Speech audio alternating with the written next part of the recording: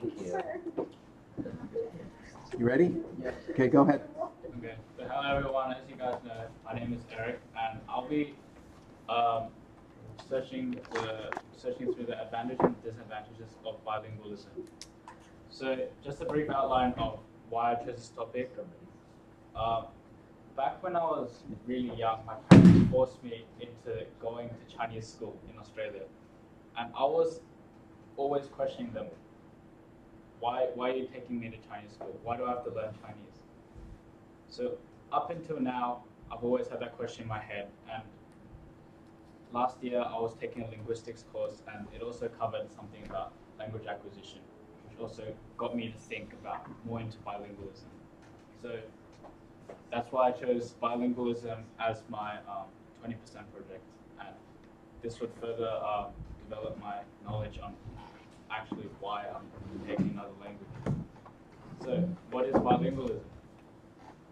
So bilingualism is the ability of fluency in, or the ability to use two languages. So in the current world, we have 60 to 75% of the population being bilingual. So due to this vast amount of the world's population being bilingual, it has become essential for many of the individuals in world's population to become bilingual. So the emergence of this importance has also raised the questions of the advantages and disadvantages or difficulties in being bilingual. So let me ask you guys a question. Do you guys think that the benefits would outweigh the difficulties of acquiring the second language, or do the disadvantages get the best of the advantages? So going into the main part, the advantages of bilingualism. So there are many advantages that bilingualism brings to many individuals. So we'll first focus on the general benefits of it. So bilinguals present themselves with enhanced development of cognitive control, making people better learners in both non-linguistic, and linguistic domains. So a lead researcher from Pennsylvania State University, Judith Kroll, they did an experiment and on bilingualism and what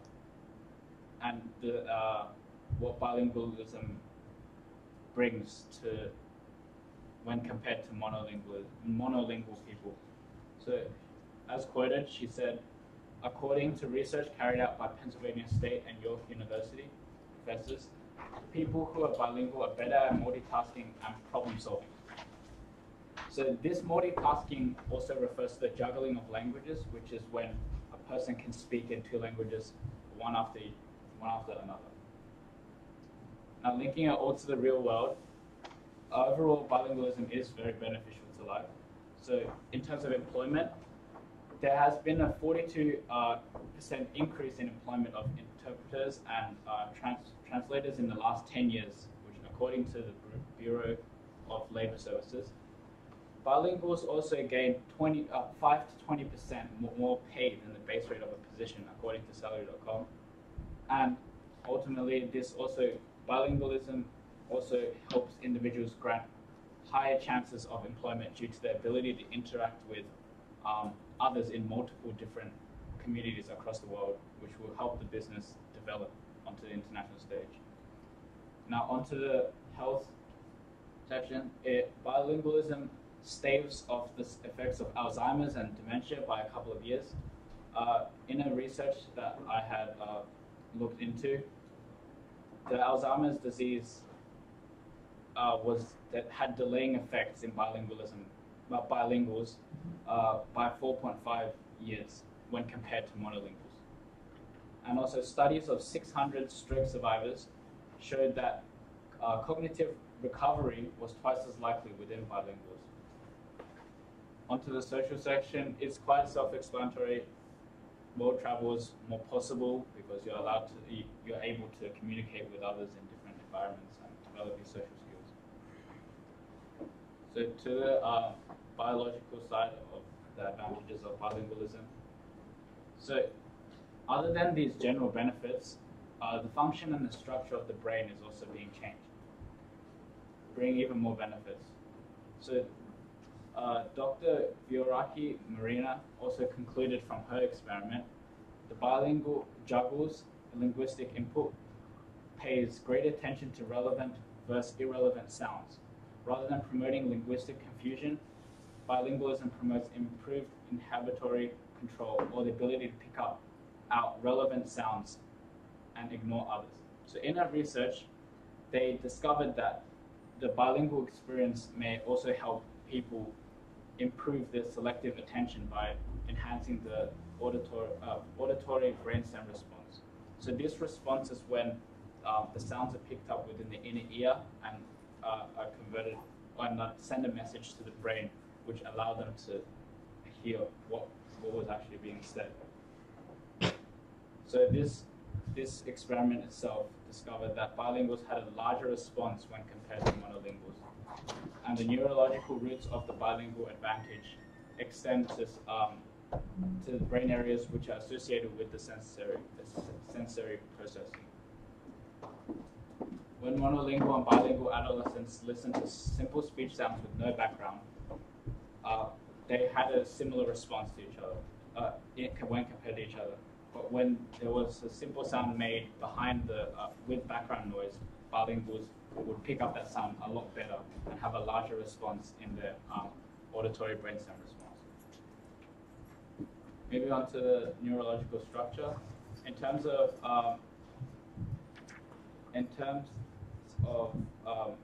neurological processing, there are also a lot of differences.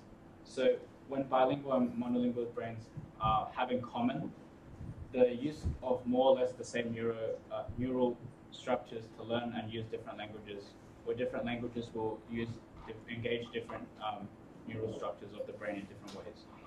Overall, the bilingual experience is unique in terms of neuroplasticity, which is different in terms of functional and physical changes in the brain.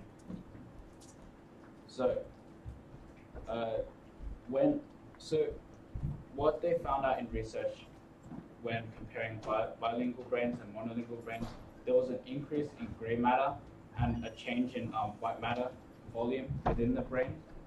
So neuroscientists have discovered that when bilingual brains are more active when doing linguistic tasks, the regions also more strengthened in terms of volume of neural substances such as gray and white matter, meaning they have better activation of senses. Into the neurological structure, more talking to the brain, researchers have done brain imaging and found out that there are more activation areas within the brain in bilinguals.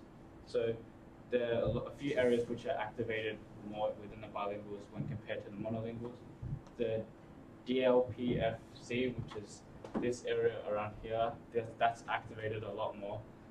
The ACC, which is an area around that DLPFC, as well as the left IFG, which is around here, which is also associated with the cognitive control within a person.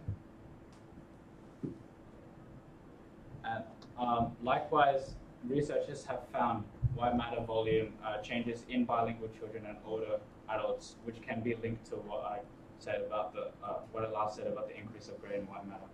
So this just shows some advantages in the neurological structure of bilinguals when compared to monolinguals. So some disadvantages. With all these advantages, there also comes some disadvantages. So children who have, it is proven that children who grow up speaking two languages, they tend to learn English words and grammar more slowly than those who only speak English. This is because there's an interference between the mother tongue that they learn and the second language that they're learning in the process of language transfer. So people usually apply the knowledge they know from the first language and using those rules to learn their second language, which also creates a disadvantage for them for learning the new language. Although this may help their understanding, it is deemed to hinder the proper internalization of the rules of the second language, producing errors in syntax and vocabulary and pronunciation. An example of these, so can I ask, who of you speak Chinese here? So can I ask, how is the sentence structure compared to when it's in English? So is there a different change? Is there like any changes in the sentence structure? Okay. Yeah. So how so? Like this. Yeah. So the sequencing in Chinese has changed. It's backwards when compared to English, in some instances, and this could just change the make a confusion for people who are taking Chinese as a second language. And also vocabulary, there are a lot of different pronunciations in different languages, which also can deem to be a difficulty to some people.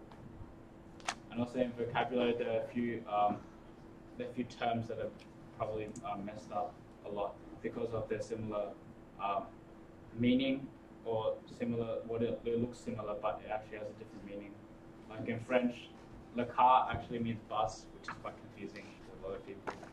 But although these can make semantic confusions for people, it can still be deemed as quite a big difficulty. I'm gonna have to. Yeah.